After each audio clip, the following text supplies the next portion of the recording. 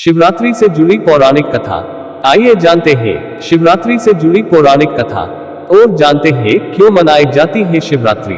धर्म शास्त्रों में कहा गया है कि महाशिवरात्रि का व्रत करने वाले साधक को मोक्ष की प्राप्ति हो जाती है। लेकिन क्या आपको पता है महाशिवरात्रि क्यों मनाई जाती है और इसके पीछे की पौराणिक घटना क्या है? आइए इस खास प्रस्तुति में जानते हैं महाशिवरात्रि से जुड़ी पौराणिक कथाओं के बारे में, जो इस दिन के महत्व के बारे में बताती हैं। पहली कथा के अनुसार एक बार माता पार्वती ने भोलेनाथ से पूछा कि कौन सा व्रत उन्हें सर्वोत्तम भक्ति और पुण्य प्रदान कर सकता है। तब भोले शंकर ने स्वयं इस पवित्र महाशिवरात्रि के बारे में बताया था।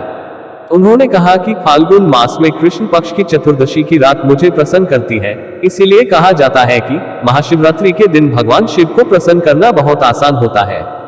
इस पर्व से एक और पौराणिक कथा जुड़ी हुई है। इस कथा के अनुसार इस दिन भगवान विष्णु और ब्रह्मा के सामने सबसे पहले शिव करोड़ों सूर्यों के समान प्रभाव वाले ज्योतिर्लिंग के रूप में प्रकट हुए। ईशान संहिता के अनुसार एक बार ब्रह्मा और विष्णु के बीच अपनी महानता और श्रेष्ठता सिद्ध करने पर बहस हो गई। तब भगवान शिव को हस्तक्षेप करना पड़ा और वह अग्नि के स्तंभ के रूप में प्रकट हुए। इस स्तंभ का आदि या अंत दिखाई नहीं दे रहा था। तब विष्णु और ब्रह्मा ने इस स्तंभ के किनारे और छोर को जानने का फैसला किया। यह जानने के लिए विष्णु पाताल लोक गए और ब्रह्मा अपने हंस वाहन पर बैठ गए और ऊपर की ओर ऊंचाई नापने चल दिए। लेकिन दोनों ही इसकी शुरुआत और अंत नहीं जान सके और लौट आए, परंतु तब तक उनका क्रोध शांत हो चुका था और उन दोनों के बड़प्पन का अहंकार चूर चूर हो चुका था।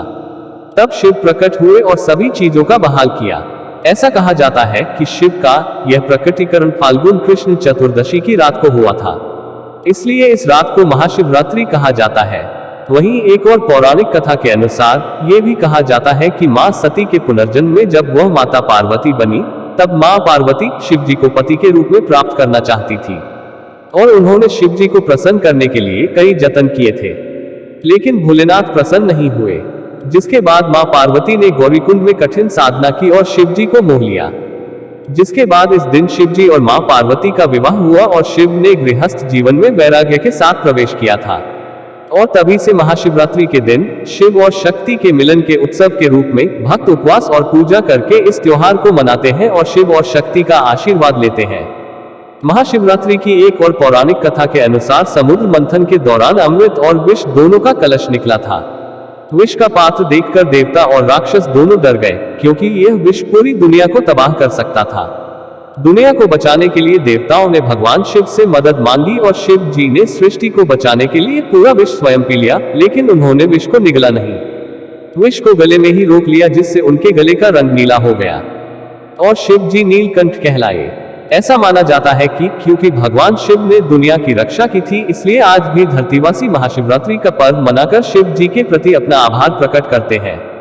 भगवान शिव को महाशिवरात्रि अति प्रिय है और शास्त्रों में बताया गया है कि महाशिवरात्रि के दिन पूरी रात जागने से भाग्य भी जागता है और हमेशा उन्नति की प्राप्ति होती है, क्योंकि भगवान शिव मनुष्य के सभी कष्टों और पापों का नाश करने वाले हैं।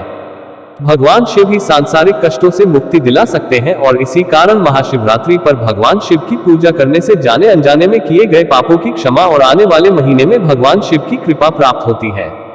ओम नमः शिवाय।